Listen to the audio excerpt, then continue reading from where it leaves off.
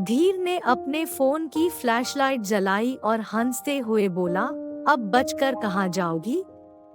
वो आदमी दोबारा तुम्हें बचाने नहीं आने वाला। आहान ने उसे सीधा किया और सीधे टिया के गाल पर तड़ातड़ 4 थप्पड़ जड़ दिए। टिया के होठों के कोनों से खून बहने लगा। टिया के गोरे गालों पर आहान के उंगलियों के निशान पड़ गए थे। टिया ने आहान को एक जोरदार पंच मारा और खड़ी होने लगी, पर तभी जय ने उसे जोर से एक थप्पड़ और मारा। टिया वापस जमीन पर गिर पड़ी। टिया के माथे पर एक कट लग गया और खून बहने लगा। जय ने टिया के शर्ट की बाजू फाड़ दी। वह बोला, धीर, यहाँ अब जो भी होगा उसकी एक वीडियो बना लो। धीर बोला, ओके। फिर वीडियो बनाने के लिए कैमरा ऑन किए। टिया में अब बिल्कुल ताकत नहीं थी, फिर भी वो खुद को डिफेंड करने की कोशिश कर रही थी। तभी एक लग्जरी ब्लैक एसयूवी कार बहुत स्पीड में आकर अचानक से रुकी और कार की हेडलाइट उन पर पड़ी। सबकी आंखें एकदम से बंद हो गई। अब्रम भी भागते भागते, हांफते हुए पहुंच गया था और सेल्वन भी पहुंच गया। कार से जल्दी से अश्वत्थ और ओरियन बाहर निकले। अश्वत्थ ने टिया की हालत देखी। उसे इतना गुस्सा आ रहा था कि वो बहुत भयानक दिख रहा था। वह जोर से चिल्लाया, how dare you bastards touch my wife. उसकी आवाज सुनकर सब लड़कों ने उस तरफ देखा। अश्वत्थ ने 3 पीस सूट पहन रखा था और उसके ऊपर एक ब्लैक कलर का लौना कोट पहन रखा था। उसकी आवाज सब लोग पहचान गए। अश्वत्थ जल्दी से आया और बिना वार्निंग के उन पर टूट पड़ा। अश्वत्थ की फाइटिंग स्किल बहुत फास्ट थी। कुछ ही देर में सब लोग जमीन पर पड़े दर्द से छटपटा रहे थे। अश्वत्थ ने जल्दी से अपना लॉन्ग कोट उतारा और टिया को उठाया। टिया उसे देखकर रोने लगी। फिलहाल वो खड़ी भी नहीं हो पा रही थी। उसकी आंखें आंसुओं से भीगी हुई थी। अश्वत्थ ने जल्दी से अपना कोट उसे पहना दिया और उसे खड़ा करके अपने सीने से लगा लिया। टिया ने उसे कसकर पकड़ लिया। उसे तो अश्वत्थ का वहां होना एक सपना ही लग रहा था। उसने उसे पूरी ताकत से कसकर पकड़ रखा था, जैसे कि अगर उसकी पकड़ थोड़ी सी भी ढीली हुई तो अश्वत्थ गायब हो जाएगा। वो फूट फूट कर रो रही थी। अब्रम, ओरियन और सेल्वन भी आ गए। अब्रम ने रोमी को एक किक मारी और बोला, तुम सबकी इतनी हिम्मत की इस शहर के सबसे पावरफुल इंसान की बीवी के साथ ऐसा करने की हिम्मत की। ये सुनते ही उन सब के होश उड़ गए। आहान की जुबान लड़खड़ाने लगी। वो सब जानते थे कि इस शहर का सबसे पावरफुल इंसान कौन है। तो ओरियन गुस्से में आहान के बाल पकड़कर बोला, तुम तो इस शहर के मेयर के बेटे हो ना? क्या तुम्हारे बाप को ये नहीं पता कि तुम्हारी इस गलती की सजा उनको उनकी पोजीशन खोकर चुकानी पड़ेगी? हिम्मत तो देखो, द वेपन किंग की वाइफ को छूने की हिम्मत दिखाई है। मैं तुम्हारे हाथ ही काट दूंगा। तो आहान अपनी जिंदगी की भीख मांगते हुए बोला, वी आर रियली सॉरी, हमें नहीं पता था, प्लीज हमें माफ कर दीजिए, हम दोबारा ऐसा नहीं करेंगे। उसकी बहन ने हमसे 50 लाख लेकर उसे हमें बेचा था, लेकिन और वह चुप हो गया। सब लोग रहम की भीख मांग रहे थे। अश्वत्थ बहुत गुस्से में था। उसने सबको जिंदा जला देने वाली गुस्सैल नजरों से देखा और बोला, तुम सब मेरी ही यूनिवर्सिटी में पढ़ते हो ना? तो सब ने हाँ में सिर हिलाया। फिर अश्वत्थ बोला, ठीक है, एक शर्त पर तुम लोगों की जिंदगी बख्श दूंगा। मेरी बीवी उसी यूनिवर्सिटी में पढ़ती है, पता है ना? आहान डरते हुए बोला, यस सर। तो अश्वत्थ बोला, मेरी वाइफ को वहाँ बुली किया जाता है, पता है ना? तो आहान जल्दी से बोला, हम मैडम को प्रोटेक्ट करेंगे, वो आज से हमारी बहन है। हम फ्री में उसके बॉडीगार्ड बनने के लिए रेडी हैं। तो अब्रम उसे एक लात मारते हुए बोला, अचानक से बहन, कुछ देर पहले तो कुछ और ही कर रहे थे। अब अहान हाथ जोड़ते हुए बोला, हमसे गलती हो गई, हम कसम खाते हैं दोबारा ऐसा नहीं होगा। अगर हमें पता होता कि वो द वेपन किंग की क्वीन है तो हम अपनी नजरें उठाकर भी नहीं देखते।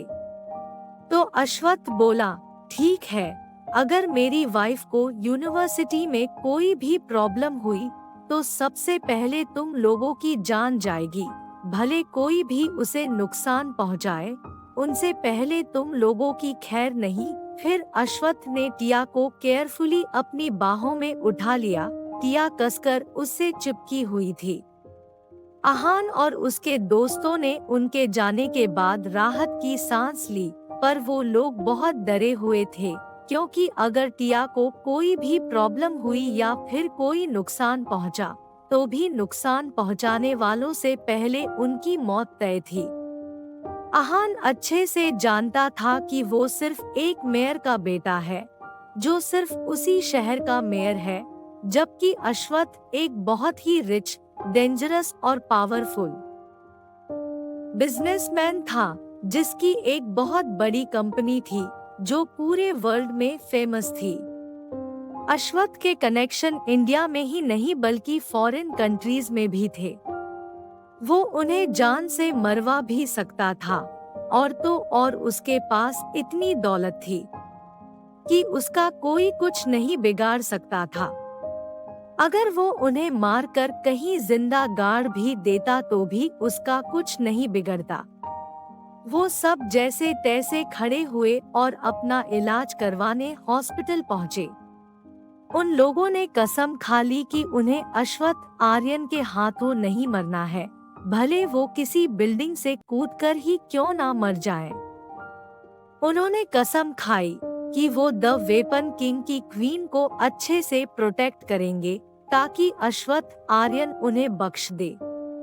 अश्वत्थ ने ओरियन को आर्यन पैलेस के बजाय अपने फार्म हाउस की तरफ कार ले जाने की इंस्ट्रक्शंस दी। टिया उसकी गोद में बैठी, उससे अब भी लिपटी सुबक रही थी। अश्वत्थ ने उसे होल्ड कर रखा था। अब्रम जो उनके सामने बैठा दोनों को घूर रहा था, वो मन ही मन बोला, अच्छा तो इसी के लिए आज तक ये कुंवारा पड़ा था। अगर ये 40 साल का भी होता तो भी क्या छोटी गिलहरी से ही शादी करता। ओ नो, फिर वह अपनी गर्दन को अजीब तरीके से रब करने लगा। अश्वत्थ ने उसे देखा और उसे समझ आ गया कि अब्रम क्या सोच रहा है। उसने उसे कुछ भी बोलने से मना कर दिया। वो लोग जल्द ही फार्म हाउस पहुँचे। फार्म हाउस के केयरटेकर को इन्फॉर्म कर दिया गया था और मास्टर बेडरूम और 2 और रूम रेडी करने को कह दिया गया था। गाड़ी रुकी। अश्वत्थ टिया को बाहों में उठाए बाहर निकला और अंदर गया। सारे सर्विस स्टाफ, फीमेल हो या मेल, सभी लाइन से लेफ्ट राइट साइड में खड़े थे और इनके आते ही उन्होंने विश किया। अश्वत्थ सीधे टिया को मास्टर बेडरूम में ले गया। ओरियन और अब्रम भी आए और दोनों सीधे आकर सोफे पर पसर गए। अब्रम बोला, बाप रे, आज फिर से राक्षस बन गया था। तो ओरियन बोला, यंग मैडम उनके लिए बहुत इम्पोर्टेंट है। वो उनकी उज्जवल आंटी की इकलौती निशानी है। जाहिर सी बात है, वो उनसे जितना प्यार करते हैं उतना ही उनकी बेटी से भी करते हैं, और वह उनका ख्याल रखते हैं। तो अब्रम ने हाँ में सिर हिलाया। मास्टर बेडरूम में अश्वत्थ ने टिया को बेड पर लिटाना चाहा, पर टिया अश्वत्थ को छोड़ने को तैयार ही नहीं थी। वो सिसक रही थी। अश्वत्थ ने उसे बड़ी मुश्किल से बेड पर लिटाया, पर टिया उठकर दोबारा उसके गले लग गई और रोने लगी। अश्वत्थ उसके सिर को सहलाते हुए बोला, कुछ नहीं हुआ है, मैंने तुम्हें सेव कर लिया, डोंट क्राई, और उसे बेड पर लिटाने लगा। टिया उसे नम आंखों से देख रही थी। अश्वत्थ बोला, तुम अब रोना बंद करो, यू आर सेफ छोटी गिलहरी। जब तक मैं हूँ तुम्हें कुछ नहीं होगा, समझ गई? मैं तुम्हें हमेशा प्रोटेक्ट करूँगा, हमेशा। क्या तुम्हें यकीन नहीं हो रहा है कि मैं तुम्हें इतना प्यार करता हूँ? और टिया के सिर को सहलाया और टिया को सॉफ्टली उसके सिर पर किस किया।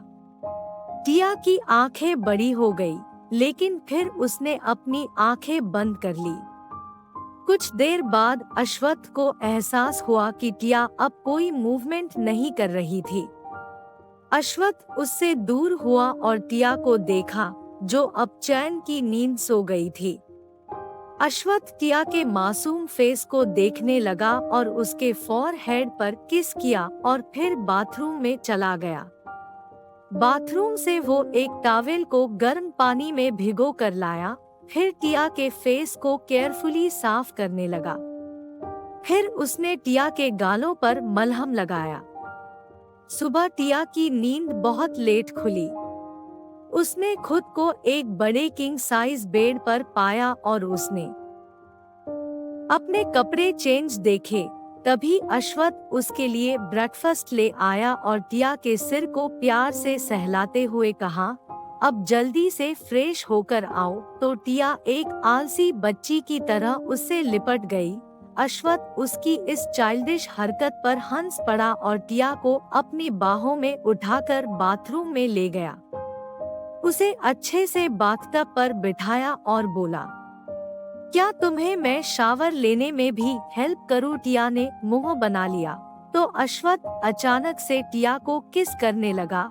टिया अश्वत्थ के सडनली इस तरह के रिएक्शन से बहुत ज्यादा हैरान थी, पर उसने अश्वत्थ को नहीं रोका।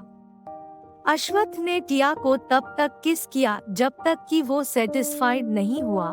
फिर उसने टिया को छोड़ा क्योंकि टिया को सांस लेने में प्रॉब्लम हो रही थी। अश्वत्थ बोला, जल्दी से नहा कर आओ। टिया ने लंबी लंबी सांसें लेते हुए हाँ में सिर हिला दिया। अश्वत्थ बाहर चला गया। टिया के गाल शर्म से गुलाबी हो गए। उसने अपने दोनों हाथों से अपने फेस को छिपा लिया। उसे कुछ समझ नहीं आ रहा था। टिया को खुद पता नहीं था कि वो अपने हस्बैंड को पसंद करने लगी है। वो खुद को अश्वत्थ की बाहों में सेफ फील करती थी। बिना देर किए ही वो फ्रेश हो गई और नहाकर बाथरोब पहनकर बाहर आई। अश्वत्थ बोला, जल्दी से ब्रेकफास्ट कर लो। टिया जल्दी से आई और सोफे पर बैठ गई और ब्रेकफास्ट करने लगी। अश्वत्थ अपने ऑफिस के काम में बिजी था। वो लगातार अपने लैपटॉप के कीबोर्ड पर उंगलियां चला रहा था। टिया को बहुत भूख लगी थी। वो खाने में बिजी थी। जब तक उसने ब्रेकफास्ट खत्म किया, तब तक अश्वत्थ भी अपना काम पूरा कर चुका था और टिया को प्यार से निहार रहा था। टिया की नजरें जैसे ही उससे मिली, उसकी नजरें शर्म से नीचे झुक गई तो अश्वत्थ हंस पड़ा। टिया को बहुत शर्म आ रही थी।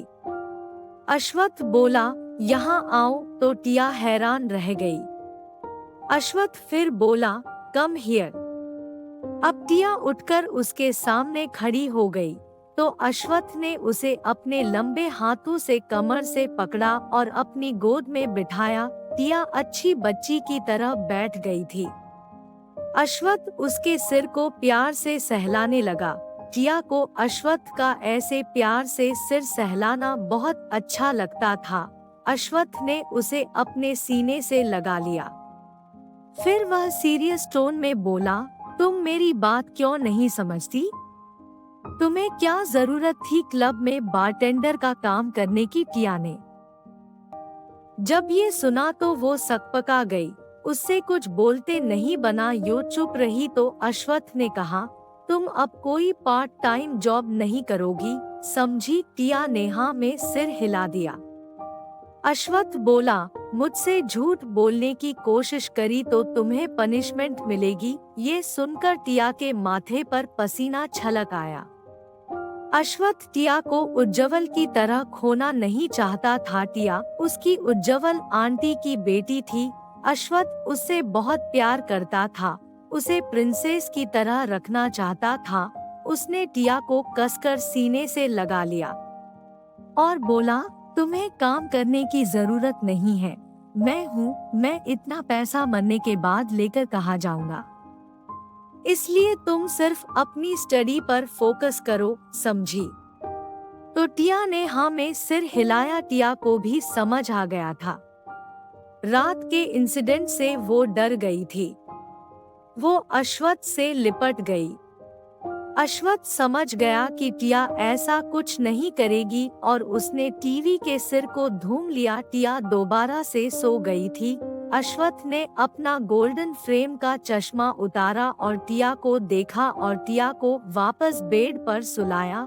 उसे अच्छे से ब्लैंकेट उढ़ाया और उसका सिर सहलाने लगा। वहाँ अग्रवाल हाउस में लिप्सा और ईद्या का हाल बेहाल था। उन्हें घर का सारा काम करना पड़ रहा था। उन्हें पछतावा हो रहा था कि उन्होंने टिया को बेकार में घर से चलता किया। उसकी जगह अब उन्हें नौकरानी की तरह काम करना पड़ रहा था। हेलो दोस्तों, अगर आप नए हो तो हमारे चैनल को सब्सक्राइब जरूर कर ले और बेल आइकन को जरूर दबा दे ताकि नए वीडियो आप तक पहुंच सके। धन्यवाद।